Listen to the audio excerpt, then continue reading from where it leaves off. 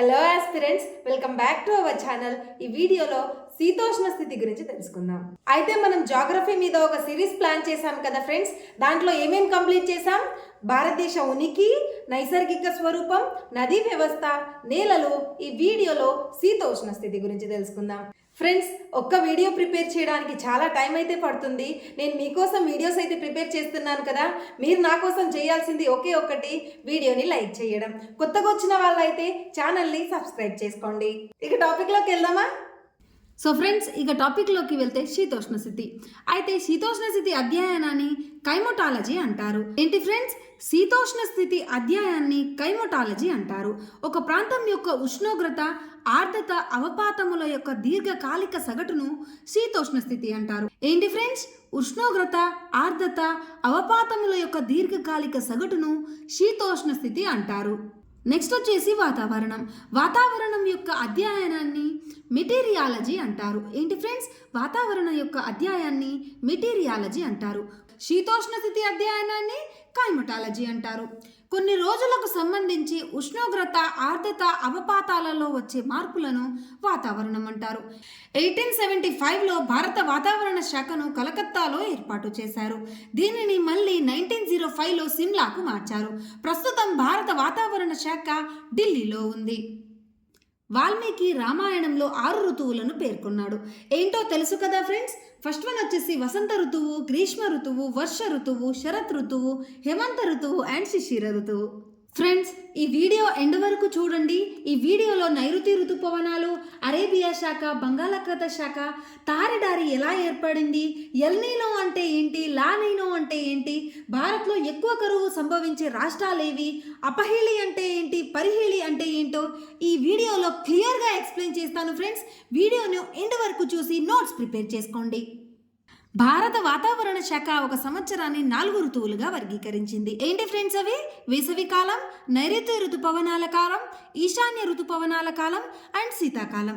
వేసవి కాలం వచ్చేసి మార్చ్ నుంచి మే వరకు ఉంటుంది. నైరుతి ఋతుపవనాల కాలం జూన్ నుంచి సెప్టెంబర్ వరకు ఉంటుంది. ఈశాన్య ఋతుపవనాల కాలం అక్టోబర్ నుంచి నవంబర్ వరకు ఉంటుంది. శీతాకాలం వచ్చేసి డిసెంబర్ నుంచి ఫిబ్రవరి వరకు ఉంటుంది. ఫస్ట్ వేసవి కాలం గురించి చూద్దాం.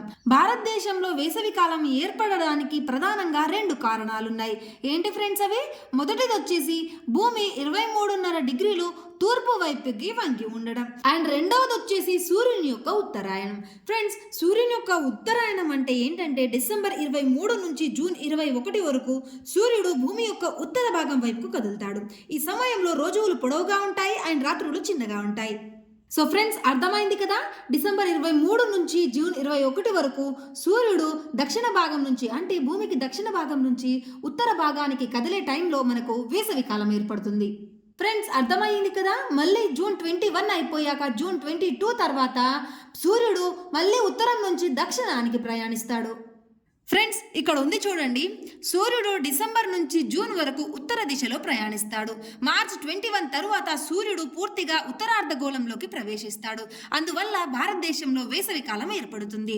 వేసవి కాలంలో ఉత్తర భారతదేశం, టిబెట్ ప్రాంతాలు ఎక్కువగా వేడెక్కుతాయి. ఈ కారణంగా రాజస్థాన్లోని శ్రీగంగానగర్ ప్రాంతంలో 50 డిగ్రీల సెల్సియస్ ఉష్ణోగ్రత నమోదవుతుంది. దక్షిణ భారతదేశం నుండి ఉత్తర భారతదేశానికి వెళ్లే కొలది ఉష్ణోగ్రతలు క్రమంగా పెరుగుతాయి. ఏంటి ఫ్రెండ్స్? దక్షిణ భారతదేశం నుంచి ఉత్తర భారతదేశానికి వెళ్లే కొలది ఉష్ణోగ్రతలు క్రమంగా పెరుగుతాయి. అర్థమైంది కదా ఫ్రెండ్స్? మన సౌత్ నుంచి నార్త్కు వెళ్లే కొలది వేడి అనేది ఎక్కువగా ఉంటుంది. దీనికి గల కారణం ఏంటంటే దక్షిణ భారతదేశం సన్నగా ఉండి 3 వైపులా సముద్రంచే ఆవరించి ఉండడం. ఇంకొక కారణం ఏంటంటే సముద్ర మట్టానికి తక్కువ ఎత్తులో ఉండడం అండ్ ఖండాంతర్గత ప్రాంతంలో ఉండడం. సమతల మైదానం ప్రాంతం కావడం వల్ల ఉత్తర భారతదేశానికి వెళ్లే కొలది ఉష్ణోగ్రతలు అంటే వేడి పెరుగుతుంది.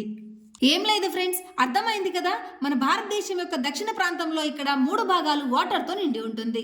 పైకి వెళ్లే కొలది వేడి అనేది పెరుగుతుంది. అందుకే మన దగ్గర వేడి అనేది తక్కువగా ఉంటుంది. అలా నార్త్కి వెళ్లే కొలది వేడి అనేది పెరుగుతుంది. ఉత్తర భారతదేశంలో అత్యంత వేగంగా వీచే వేడి పొడి గాలులనే లూ అంటారు. ఏంటి ఫ్రెండ్స్? ఉత్తర భారతదేశంలో వేసవి కాలంలో అత్యంత వేగంగా వీచే పొడి అండ్ వేడి గాలులనే లూ అంటారు. ఏం లేదు ఫ్రెండ్స్, వేడి గాలులనే లూ అంటారు అని గుర్తుపెట్టుకోండి. మే చివరి నాటికి గంగా సింధు మైదాన ప్రాంతంలో ద్వీపకల్ప భారతదేశంలో ఉరుములు మెరుపులతో కూడిన సంవహన వర్షపాతం సంభవిస్తుంది. దీనినే 4 o'clock జల్లులుగా పిలుస్తారు. ఏంటి ఫ్రెండ్స్, గంగా సింధు మైదాన ప్రాంతంలో సంభవించే వర్షపాతాన్నే 4 o'clock జల్లులుగా పిలుస్తారు. ఈ వర్షాలనే భారతదేశంలో వివిధ రాష్ట్రాలలో వివిధ పేర్లతో పిలుస్తారు. ఏంటి ఫ్రెండ్స్ అవి? ఇప్పుడు దాకా చెప్పుకున్నాం కదా, 4 o'clock జల్లులని వివిధ రాష్ట్రాల్లో వివిధ పేర్లతో పిలుస్తారు. ఉత్తరప్రదేశ్లో అయితే ఆందీలు లేదా గుడ్డి జల్లులు అని పిలుస్తారు. ఇవి చెరుకు పంటకు అనుకూలం. పశ్చిమ బెంగాల్ అండ్ జార్ఖండ్లో కాలబైశాఖీలు అని పిలుస్తారు. ఇవి వరి, జనుము పంటకు అనుకూలం. అస్సాంలో టీ షవర్స్, నార్వెస్టర్స్, బోర్టాయి చిల్లాలు అని పిలుస్తారు. ఇవి తేయాకు పంటకు అనుకూలం. తెలంగాణలో అయితే తొలకరి జల్లులు అని, ఆంధ్రప్రదేశ్లో అయితే ఏరువాక అని పిలుస్తారు. కర్ణాటకలో అయితే చెర్రీ బ్లోసామ్స్ అంటారు. ఇవి కాఫీ పంటకు అనుకూలం. కేరళలో మ్యాంగో షవర్స్ అంటారు. ఇవి మామిడి పంటకు అనుకూలం. నెక్స్ట్ వచ్చేసి నైరుతి ఋతుపవనాలు. జూన్ నుంచి సెప్టెంబర్ వరకు. మే చివరి నాటికి ఉత్తర భారతదేశం, టిబెట్లలో ఏర్పడిన అల్పపీడనం అత్యంత శక్తివంతంగా మారుతుంది. ఈ కారణంగా భూమధ్య రేఖ వద్ద గల వ్యాపార పవనాలు భారత్ వైపుకు ప్రయాణిస్తాయి. అయితే ఈ ఆగ్నేయ వ్యాపార పవనాలే నైరుతి ఋతుపవనాలుగా మారుతాయి. ఇవి అంటే నైరుతి ఋతుపవనాలు కొరియాలసిస్ ఫోర్స్ కారణంగా కుడివైపుకు వంగి ప్రయాణిస్తాయి. అందువల్ల వీటిని నైరుతి ఋతుపవనాలుగా పిలుస్తారు. నైరుతి ఋతుపవనాలు ఏర్పడడంలో ప్రధాన పాత్ర పోషించేది ఐటీసీజెడ్. ఐటీసీజెడ్ అంటే ఇంటర్ ట్రాపికల్ కన్వర్జెన్స్ జోన్. దీని గురించి నేను ముందు ఎక్స్ప్లెయిన్ చేశాను ఫ్రెండ్స్, అక్కడ చూద్దాం. నైరుతి ఋతుపవనాలు భారతదేశంలో ప్రవేశించే ముందు 2 శాఖలుగా విడిపోతాయి. ఏంటి ఫ్రెండ్స్? నైరుతి ఋతుపవనాలు భారతదేశంలో ప్రవేశించే ముందు 2 శాఖలుగా విడిపోతాయి. ఏంటవి? అరేబియా శాఖ అండ్ బంగాళాఖాత శాఖ. ఫస్ట్ వచ్చేసి అరేబియా శాఖ. హిందూ మహాసముద్రం, అరేబియా మహాసముద్రాల నుండి బాగా తేమను సేకరించి జూన్ 1వ తేదీన భారతదేశ పశ్చిమ తీరంలోని పశ్చిమ కనుమల యొక్క పశ్చిమ ప్రాంతంలోకి తాకి విస్తారంగా వర్షాన్నిస్తాయి. ఫ్రెండ్స్, అరేబియా శాఖ ఏం చేస్తుంది? హిందూ మహాసముద్రం, అరేబియా మహాసముద్రాల నుంచి బాగా తేమను సేకరించి భారతదేశం పశ్చిమ ప్రాంతంలో బాగా వర్షాన్ని కురిపిస్తుంది. ఈ పవనాలు పశ్చిమ కనుమల యొక్క తూర్పు ప్రాంతంలో ప్రయాణించటం వల్ల అక్కడ అర్ధశుష్క ప్రాంతాలు ఏర్పడ్డాయి. ఉదాహరణకు తెలంగాణ, మరఠ్వాడ, విదర్భ అండ్ రాయలసీమ. అరావళి పర్వతాలు ఋతుపవన గాలులు వీచే దిశకు సమాంతరంగా ఉండడం వల్ల వాయవ్య రాజస్థాన్లో వర్షపాతం సంభవించదు. లడక్ అనే కేంద్రపాలిత ప్రాంతం హిమాలయ వర్షఛాయ ప్రాంతంలో ఉండడం వల్ల అక్కడ కూడా వర్షపాతం సంభవించదు. భారత్లో 70% వర్షపాతం ఒక్క అరేబియా శాఖ వల్లనే కురుస్తుంది. ఏంటి ఫ్రెండ్స్? నైరుతి ఋతుపవనాలు భారతదేశంలో ప్రవేశించే ముందు 2గా విడిపోతాయి. ఏంటేంటవి? అరేబియా శాఖ అండ్ బంగాళాఖాత శాఖ. అయితే మన భారతదేశంలో 70% వర్షపాతానికి గల కారణం ఈ అరేబియా శాఖనే. ఉత్తర మైదానాలు తూర్పు నుండి పశ్చిమానికి వెళ్లే కొలది వర్షపాతం క్రమంగా తగ్గుతుంది. పశ్చిమం నుండి తూర్పుకు వచ్చే కొలది వర్షపాతం క్రమంగా పెరుగుతుంది. సో అరేబియా శాఖ అయిపోయింది ఫ్రెండ్స్. నెక్స్ట్ వచ్చేసి బంగాళాఖాత శాఖ. హిందూ మహాసముద్రం మరియు బంగాళాఖాతం నుండి బాగా తేమను సేకరించి మే 20న అండమాన్ నికోబార్ దీవులకు తాకి విస్తారంగా వర్షాన్నిచ్చి ముందుకు కదిలి మయన్మార్లోకి అరకాన్ యోమో పర్వతాలను ఢీకొని అక్కడ విస్తారంగా వర్షాన్నిచ్చి వెనుకకు తిరిగి 2 శాఖలుగా చీలుతుంది. ఒక శాఖ ఉత్తర భారతదేశం వైపుకు ప్రయాణిస్తూ పంజాబ్లోని లుధియానా వద్ద అరేబియా శాఖను కలుస్తుంది. ఎక్కడ ఫ్రెండ్స్? పంజాబ్లోని లుధియానా వద్ద అరేబియా శాఖను ఈ బంగాళాఖాత శాఖ కలుస్తుంది. 2వ శాఖ ఈశాన్య రాష్ట్రాల్లోని మేఘాలయాల్లో గల కాశీ, గారో, జయంతియా కొండల మధ్య చిక్కుకొని విస్తారంగా వర్షాన్నిస్తాయి. మేఘాలయాల్లో కాశీ కొండల్లో మాసిమ్రామ్, సిరపుంజిలో ఎక్కువగా వర్షపాతం సంభవిస్తుంది. ఫ్రెండ్స్, ఇది గుర్తుపెట్టుకోండి, మన భారతదేశంలో ఎక్కువ వర్షపాతం పొందే ప్రాంతాలు వచ్చేసి మాసిమ్రామ్ అండ్ సిరపుంజి. ఈ 2 ప్రాంతాలు మేఘాలయాలో ఉన్నాయి. మాసిమ్రామ్, సిరపుంజి ఈ ప్రాంతాలు బారక్ నదీ లోయల్లో విస్తరించి ఉన్నాయి. సిరపుంజిని ప్రస్తుతం సోహ్రా అని పిలుస్తున్నారు. భారతదేశంలో దక్షిణం నుండి ఉత్తరానికి వెళ్లే కొలది వర్షపాతం క్రమంగా తగ్గుతుంది. నైరుతి ఋతుపవనాల కాలంలో వర్షపాతం పొందని ప్రాంతాలు వచ్చేసి తమిళనాడు, లడక్ అండ్ వాయవ్య రాజస్థాన్. ఏంటి ఫ్రెండ్స్, ఇదొకసారి చూడండి. నైరుతి ఋతుపవనాల కాలంలో వర్షపాతం పొందని ప్రాంతాలు ఏంటేంటి? తమిళనాడు, లడఖ్ అండ్ వాయవ్య రాజస్థాన్. థార్ ఎడారి ఏర్పడడానికి గల కారణాలు. థార్ ఎడారి ఎక్కడుంటుంది ఫ్రెండ్స్? రాజస్థాన్లో. పశ్చిమ రాజస్థాన్ ప్రాంతంలోని ఊర్ధ్వ ట్రోఫో ఆవరణంలో ఉన్న చల్లని స్థిరవాయు రాశి నైరుతి ఋతుపవనాలను పైకి లేవనీయకుండా అదిమి పడతాయి. ఈ కారణంగా అల్ప వర్షపాతం సంభవించి థార్ ఎడారి ఏర్పడింది. సో ఏంటి ఫ్రెండ్స్, థార్ ఎడారి ఎలా ఏర్పడుతుందో అర్థమైంది కదా. అండ్ థార్ ఎడారి వచ్చేసి రాజస్థాన్లో ఉంటుంది కదా. మీకు ఒక క్వశ్చన్ ఫ్రెండ్స్, థార్ ఎడారిలో ప్రవహించే నది ఏంటో తెలిస్తే కామెంట్ చేయండి. ఫ్రెండ్స్, నైరుతి ఋతుపవనాల వల్ల తమిళనాడు, లడఖ్, వాయవ్య రాజస్థాన్లో వర్షాలు సంభవించవు అని తెలుసుకున్నాం కదా. అయితే తమిళనాడులో వర్షపాతం సంభవించకపోవడానికి గల కారణాలేంటో చూద్దాం. పశ్చిమ కనుమలు వర్షఛాయ ప్రాంతంలో ఉండడం వల్ల బంగాళాఖాతం ద్వారా వీచే పవనాలు తమిళనాడు తీరానికి సమాంతరంగా కదలడం వల్ల తమిళనాడులో వర్షపాతం సంభవించదు. ఋతుపవనాల విస్తీర్ణ. అయితే బంగాళాఖాత శాఖ మే 20న అండమాన్ నికోబార్ దీవులను తాకుతుంది. అరేబియా శాఖ జూన్ 1న కేరళను తాకుతుంది. అరేబియా శాఖ జూన్ 5న కర్ణాటక, తెలంగాణ, ఆంధ్రప్రదేశ్లను తాకుతుంది. అరేబియా శాఖ జూన్ 10న ముంబైను తాకుతుంది.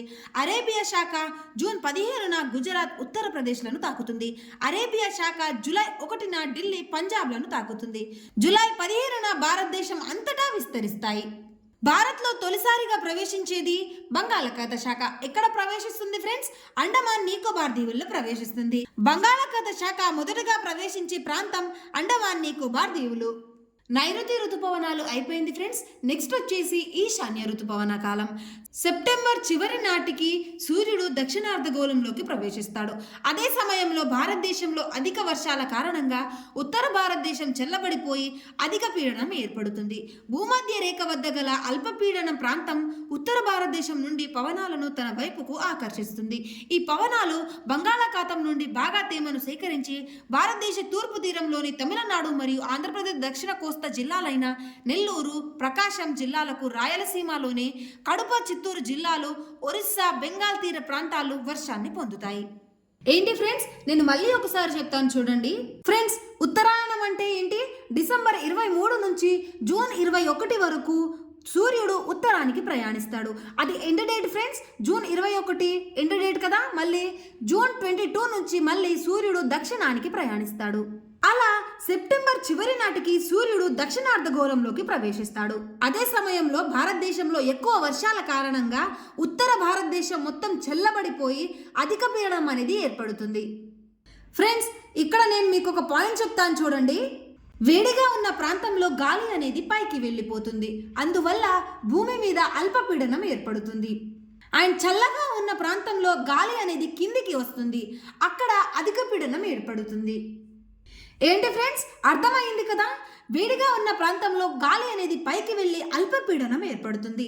చల్లగా ఉన్న ప్రాంతంలో గాలి అనేది కిందికి వచ్చి అధిక పీడనం ఏర్పడుతుంది. సో అర్థమైంది కదా ఫ్రెండ్స్. ఇదే సమయంలో బంగాళాఖాతంలో అల్పపీడనాలు ఏర్పడి తుఫానులుగా మారుతాయి. తమిళనాడులోని శివరాయ కొండలు ఈశాన్య ఋతుపవనాలను అడ్డగించి తమిళనాడు ప్రాంతంలో ఎక్కువ వర్షపాతం పొందడానికి కారణమవుతాయి. సో ఫ్రెండ్స్, ఇక్కడ ఒకటి గమనించారా? నైరుతి ఋతుపవనాల వల్ల తమిళనాడులో వర్షం అనేది కురవదు. కానీ ఈశాన్య ఋతుపవనాల వల్ల ఇక్కడ తమిళనాడులో ఉన్న శివరాయ కొండలు ఈశాన్య ఋతుపవనాలను అడ్డగించి అక్కడే ఆపేసి ఎక్కువ వర్షపాతానికి కారణమవుతున్నాయి. నెక్స్ట్ వచ్చేసి శీతాకాలం. ఇది డిసెంబర్ నుంచి ఫిబ్రవరి వరకు ఉంటుంది. భారతదేశంలో శీతాకాలం ఏర్పడడానికి 2 కారణాలు ఉన్నాయి. ఏంటవి? భూమి 23.5 డిగ్రీలు తూర్పుకు వంగి ఉండడం. రెండవది వచ్చేసి సూర్యుడు దక్షిణంగా ప్రయాణించడం వల్ల ఇండియాలో శీతాకాలం ఏర్పడుతుంది. నేను చెప్పాను కదా ఫ్రెండ్స్, ఉత్తరాయణంలో సూర్యుడు దక్షిణం నుంచి ఉత్తరానికి పోతారు. ఎప్పటిదాకా? జూన్ 21 దాకా. మళ్ళీ జూన్ 22 నుంచి మళ్ళీ దక్షిణానికి ప్రయాణిస్తాడు. ఆ కాలంలో శీతాకాలం అనేది ఏర్పడుతుంది. ఈ కారణాల వల్ల దక్షిణార్ధగోళంలో ఎక్కువగా సూర్యకిరణాలు పడి వేసవి కాలం ఏర్పడుతుంది.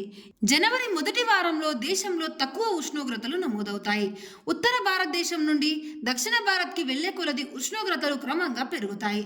శీతాకాలంలో వర్షపాతం సంభవించే ఏకైక ప్రకృతి సిద్ధ మండలం మధ్యధరా మండలం.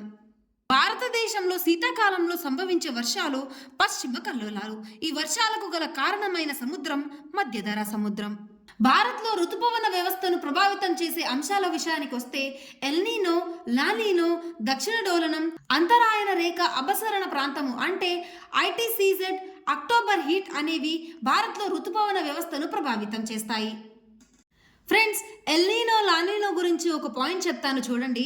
ఎల్నీనో వచ్చేసి ఈఎల్తో స్టార్ట్ అవుతుంది, లానీనో వచ్చేసి ఎల్తో స్టార్ట్ అవుతుంది. అయితే ఈ అంటే ఎనిమి, ఎల్ అంటే లవ్. ఇవి మన భారతదేశానికి ఎల్నీనో అనేది ఎనిమి అవుతుంది, లానీనో అనేది లవ్ అవుతుంది. ఇలా గుర్తుపెట్టుకోండి. ఎల్ అంటే లవ్ కదా ఫ్రెండ్స్, లానీనో భారతదేశానికి మంచి చేస్తుంది. ఎల్నీనో అంటే ఈ అంటే ఎనిమి కదా ఫ్రెండ్స్, ఇది భారతదేశానికి మంచిది కాదు. అయితే ఇప్పుడు ఎల్నీనో గురించి చూద్దామా. ప్రతి 5 నుండి 7 సంవత్సరాలకు ఒకసారి దక్షిణ అమెరికాలోని పేరు తీరంలో గల పసిఫిక్ మహాసముద్రం వేడెక్కడాన్ని ఎల్నీనో అంటారు. ఈ ప్రాంతం వేడెక్కడం వల్ల అల్పపీడనం ఏర్పడి భారత్ వైపుకు వీచే నైరుతి ఋతుపవనాలు పెరుతీరం వైపుకు లాగబడతాయి. ఈ కారణంగా ఋతుపవనాలు మందగించి అల్ప వర్షపాతం సంభవిస్తుంది. నెక్స్ట్ వచ్చేసి లానినో.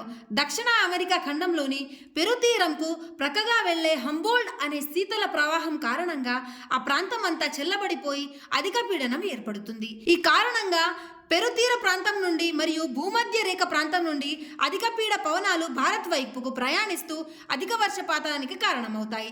దీనిని లానినో అంటారు. దక్షిణ డోలనం. హిందూ పసిఫిక్ మహాసముద్రాల మధ్య గల అధిక అల్ప పీడనాల సంబంధాన్ని దక్షిణ డోలనం అంటారు. ఐటీసీజెడ్ అంతరాయన రేఖ అభిసరణ ప్రాంతం. ఉత్తరార్ధగోళంలోని ఈశాన్య వ్యాపార పవనాలు, దక్షిణార్ధగోళంలో ఆగ్నేయ వ్యాపార పవనాలు భూమధ్య రేఖ వద్ద కలిసే ప్రాంతాన్ని ఐటీసీజెడ్గా పిలుస్తారు. ఇందాక చెప్పాను కదా ఫ్రెండ్స్, ఐటీసీజెడ్ అంటే ఏంటి? Inter tropical convergence zone. October heat. ఉత్తర భారతదేశం నుండి నైరుతి ఋతుపవనాలు సెప్టెంబర్ చివరి నాటికి దశల వారీగా నిష్క్రమిస్తాయి. అక్టోబర్ మాసం నాటికి పవనాలన్నీ సముద్రం మీదకి వెళ్ళిపోతాయి. భారతదేశంలో శీతాకాలంలో ఉత్తరం నుండి దక్షిణానికి వెళ్లే కొలది ఉష్ణోగ్రతలు క్రమంగా పెరుగుతాయి. భారతదేశంలో అధిక వర్షపాతం సంభవించే నెల జూలై, ఆగస్టు. భారతదేశంలో అధిక వర్షపాతం పొందే ప్రాంతాలు. భారత్లో తుఫానుల తాకిడికి గురయ్యే రాష్ట్రం వచ్చేసి ఒరిస్సా.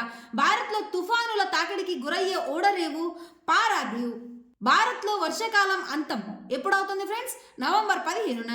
భారత్లో అధిక వర్షపాతం సంభవించే సీజన్ వచ్చేసి నైరుతి ఋతుపవనాల కాలం. భారత్లో అధిక వేడిని కలిగిన నెల జూన్. దక్షిణ భారతదేశంలో అధిక వేడిని కలిగిన నెల మే. భారత్లో అల్ప ఉష్ణోగ్రతలు నమోదయ్యే నెల వచ్చేసి జనవరి. భారత్లో అత్యధిక పొడి ప్రాంతం వచ్చేసి బార్మర్, ఇది రాజస్థాన్లో ఉంటుంది. భారత్లో అత్యధిక తరి ప్రాంతం వచ్చేసి మాసిన్రామ్, ఇది మేఘాలయాల్లో ఉంటుంది. అండ్ ఇంకొకటి ఏంటి ఫ్రెండ్స్, అత్యధిక వర్షపాతం పొందే ప్రాంతం ఏంటి? మాసిన్రామ్ అండ్ సిరపుంజి. భారత్లో అత్యల్ప వర్షపాతం సంభవించే నెల డిసెంబర్, జనవరి. భారత్లో శీతాకాలంలో సంభవించే వర్షాలు పశ్చిమ కల్లోలాలు. భారత్లో శీతాకాలంలో సంభవించే వర్షాలకు కారణమైన సముద్రం మధ్యధరా సముద్రం. ఫ్రెండ్స్, ఇది ఒకసారి నోట్ చేసుకోండి.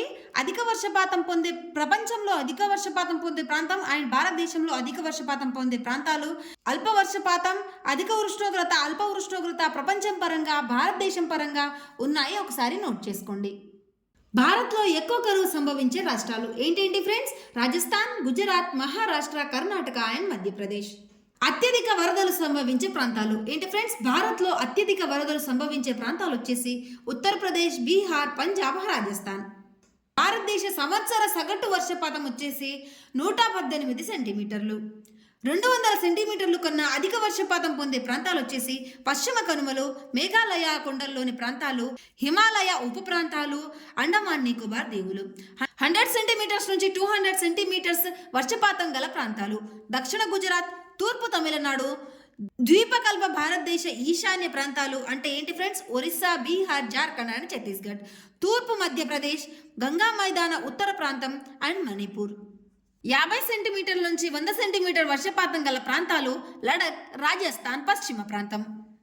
ఇంగ్లీష్ నెలల్లో మొదటి అర్ధభాగం జనవరి నుండి జూన్ వరకు. ఇంగ్లీష్ నెలల్లో రెండవ అర్ధభాగం జూలై నుండి డిసెంబర్ వరకు. ఫ్రెండ్స్, ఈ డేట్స్ ఏంటి అని కన్ఫ్యూజ్ అవ్వకండి, ఎక్స్ప్లెయిన్ చేస్తాను చూడండి. జనవరి 3 సూర్యునికి భూమికి మధ్య గల అత్యల్ప దూరాన్నే దీనినే పరిహేళి లేదా రవినీచ అంటారు. ఏంటి ఫ్రెండ్స్? జనవరి 3 అంటే సూర్యునికి భూమికి మధ్య దూరం అనేది తక్కువగా ఉంటుంది. దీనిని పరిహేళి లేదా రవినీచ అంటారు. జనవరి 3న సూర్యునికి భూమికి మధ్య గల దూరం వచ్చేసి 147 మిలియన్ కిలోమీటర్లు. నెక్స్ట్ వచ్చేసి జూలై 4 సూర్యునికి భూమికి మధ్య గల అత్యధిక దూరాన్ని దీనినే అపహేలి లేదా రవి ఊచా అంటారు. అంటే ఏంటి ఫ్రెండ్స్, అర్థమైంది కదా. జూలై 4 నాడు సూర్యునికి భూమికి మధ్య అధిక దూరాన్ని అంటే ఎక్కువ దూరాన్ని అపహేలి అంటారు.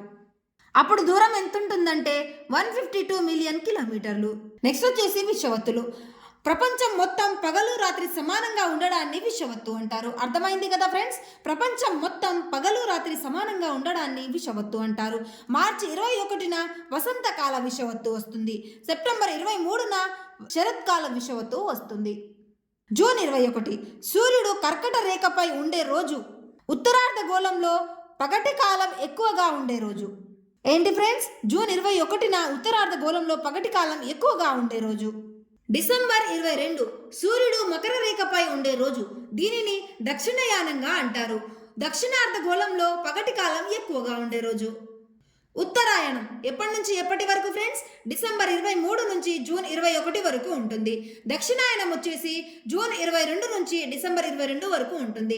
అర్థమైంది కదా ఫ్రెండ్స్, ఉత్తరాయణం కంప్లీట్ అవ్వంగానే అంటే జూన్ 22కు దక్షిణాయనం స్టార్ట్ అవుతుంది. అంటే సూర్యుడు దక్షిణానికి ప్రయాణించడం స్టార్ట్ చేస్తాడు.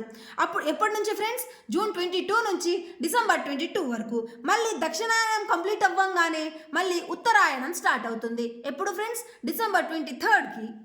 సో ఇది ఫ్రెండ్స్, ఇంతటితో శీతోష్ణ స్థితి టాపిక్ కంప్లీట్ అయిపోయింది. మనం జాగ్రఫీలో ఏ టాపిక్స్ కంప్లీట్ చేసాం ఫ్రెండ్స్? ఉనికి, భారతదేశ నైసర్గిక స్వరూపం, నేలలు, నదీ వ్యవస్థ అండ్ శీతోష్ణ స్థితి. వీడియోస్ అన్ని ప్లేలిస్ట్లో ఉంటాయి ఫ్రెండ్స్, చూసి నోట్స్ ప్రిపేర్ చేసుకోండి. మీ ప్రిపరేషన్కి యూజ్ అవుతుంది. వీడియో నచ్చితే లైక్ చేసి మన ఛానల్ని సబ్స్క్రైబ్ చేసుకోండి.